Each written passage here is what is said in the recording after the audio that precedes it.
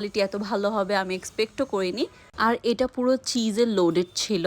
এরপর ওনাদের fried combo 2টা আমি নিয়েছিলাম। এখানে ছিল calamari fry, bucket chicken slices, French fry, fish fingers and wings. আমার কাছে এই প্লেটের উইংস, কালামারি আর ফিশ ফিঙ্গার্সটা সবচেয়ে বেশি ভালো লেগেছে। ওনাদের ফিশ ফিঙ্গার্সটা অনেক ফ্রেশ ছিল আর মেও ডিপটা দিয়ে খুব ভালো কমপ্লিমেন্ট করছিল।